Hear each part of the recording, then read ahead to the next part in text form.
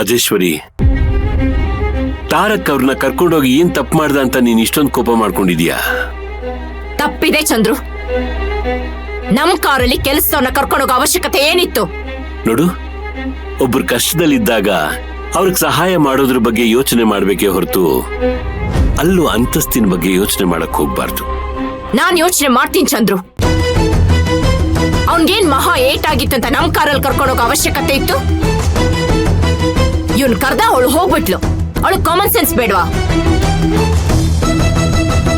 ಬರ್ಲಿ, ಅವಳು ಗ್ರಾಚಾರ ಬಿಡಿಸ್ತೇನೆ.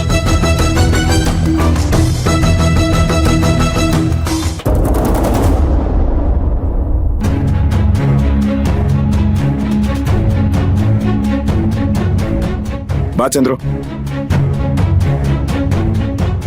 ನಿಧಾನ ಬೆಟ್ಟ ಅಂಕಲ್, ನಿಧಾನ ಕೇಳಿರಿ.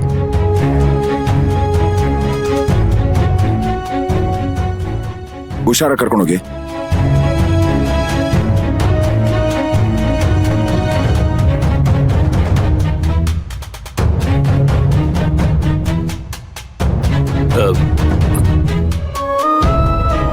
ಬೆಟೆಯ ಹುಷಾರು.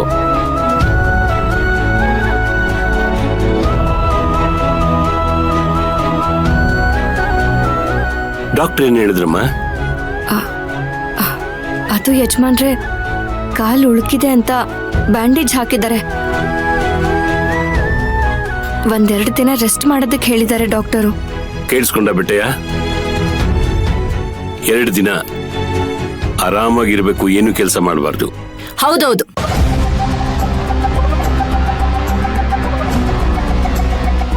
ಇವನ್ ಆರಾಮಾಗಿ ಕಾಲ್ ಮೇಲೆ ಕಾಲ್ ಹಾಕೊಂಡು ಕೂತ್ಕೊಳ್ಳಿ, ನಾವ್ ಆಳ್ಗಳ ತರ ಇವನ್ ಸೇವೆ ಮಾಡೋಣ. ಹೇಳ್ಬಿಡಿ, ಪಲ್ಲಕ್ಕಿ ತರಿಸಿ ಅದ್ರ ಮೇಲೆ ಮಲಗಿಸ್ತೀನಿ.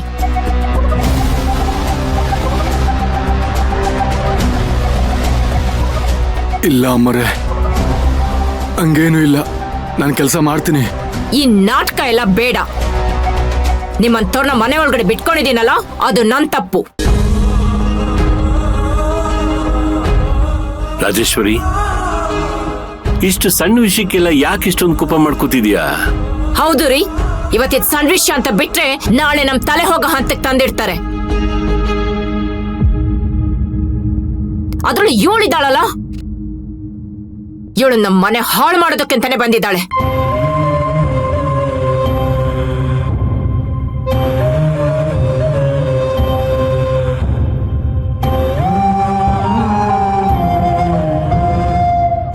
ಏನು, ನನ್ ಮಗ ಕರೆದ ತಕ್ಷಣ ಹೋಗ್ಬಿಡೋದಾ?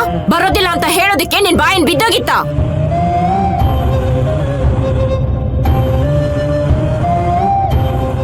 ಗುಡಿಸ್ಲಲ್ಲಿ ಬದುಕ್ತಾ ಇರೋ ನಿನಗೂ ಸುಪ್ಪತ್ತಿಯಲ್ಲಿ ಬದುಕ್ತಾ ಇರೋ ನನ್ ಮಗನ್ಗೂ ಒಂದೇನಾ?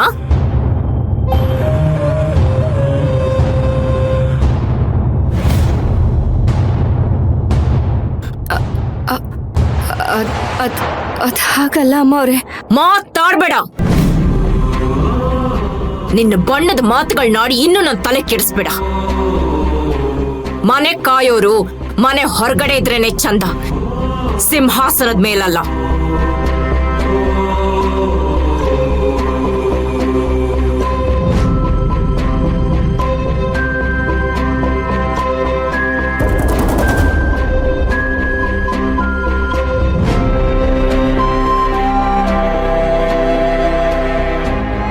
ಶ್ರೀಗೌರಿ, ಬೆಳಿಗ್ಗೆದು ಪೆಗ್ಗಿನ್ನೂ ಆಗಿಲ್ಲ, ಸೊ ಒಂದು ಸ್ಟ್ರಾಂಗ್ ಕಪ್ ಕಾಫಿ ತಗೊಂಬರ್ತೀಯಾ?